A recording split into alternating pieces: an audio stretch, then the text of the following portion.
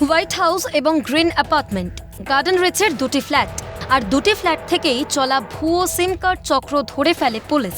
আবারও garden rich থেকে উদ্ধার হয় টাকার পাহাড়।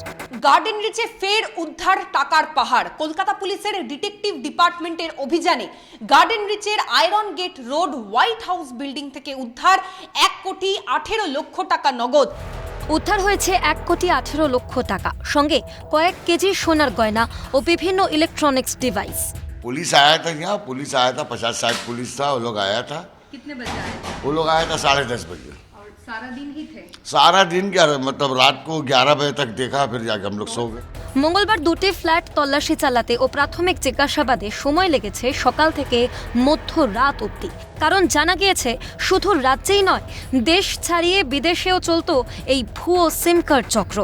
নগদ যে বিল্ডিং এ আমরা দাঁড়িয়ে রয়েছি, বিল্ডিং এর একেবারে 5th ফ্লোরে যে ফ্ল্যাট রয়েছে, একবার ছবিটা দেখাতে বলবো। ইতিমধ্যেই কলকাতা পুলিশ সেটা সিল করে দিয়েছে এই বন্ধ ফ্ল্যাট, যেটা তারা প্রাথমিকভাবে মনে করছে যে অসাধু এই ভুয়ো কল সেন্টার দীর্ঘদিন ধরে আমাদের কলকাতার রাজ্য তথা দেশের সীমানা ছাড়িয়ে বিদেশেও বহু মানুষকে একাধিক ইনভেস্টমেন্ট বা একাধিক সুবিধে পাইয়ে দেওয়ার নাম করে কোটি কোটি টাকা প্রতারণা করে এসেছে।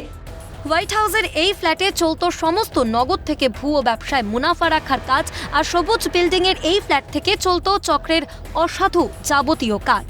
গার্ডেন রিচের যে বাড়িতে তল্লাশি অভিযান চালানো হয় তার ঠিক পাশেই আরও একটি বাড়িতেও তল্লাশি অভিযান চালায় কলকাতা পুলিশের ডিটেকটিভ ডিপার্টমেন্টের আধিকারিকেরা।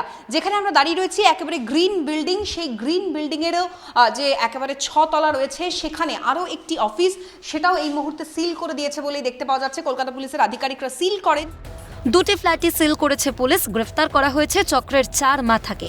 4 জনকে হেফাজতে নিয়ে সম্পূর্ণ চক্রের হদিশ চালাতে তৎপর কলকাতা পুলিশের গোয়েন্দা বিভাগ। আমরা একটা source information plus technical information বেসিসে গার্ডেন রিচ থানাতে একটা লোকেশন ফিক্স আপ করি। বিভিন্ন রকম ল্যাপটপ রাউটার রেখে international plus within the India দোনো রকমের সাইবার ফ্রড, ব্যাঙ্ক ফ্রড এই টাইপের কল করা হতো। আর যে ইউএস সিটিজেন, অস্ট্রেলিয়ান সিটিজেন ওদেরকে বা ইন্ডিয়ান সিটিজেন এদেরকে বিভিন্ন রকম সাইবার ফ্রড মাধ্যমে চিট করা হতো। তো এটা ওখানে সার্চ করে 4 জনকে এখন অ্যারেস্ট করা হয়েছে। আর 1.18 crore ক্যাশ টাকা সিজ করা হয়েছে। কিছু ডায়মন্ড জুয়েলারি সিজ করা হয়েছে, অ্যারাউন্ড 100 গ্রাম। অ্যারাউন্ড মোর দেন 400 গ্রাম গোল্ড জুয়েলারি সিজ করা হয়েছে।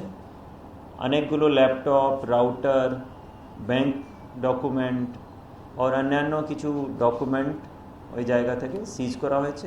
1,18,00,000 নগদই শুধু নয়, উদ্ধার হয়েছে বেশ কয়েক কেজি সোনার গহনা এবং তার সঙ্গে সঙ্গে একাধিক হার্ড ডিস্ক এবং বেশ কিছু ভুয়ো সিম কার্ড।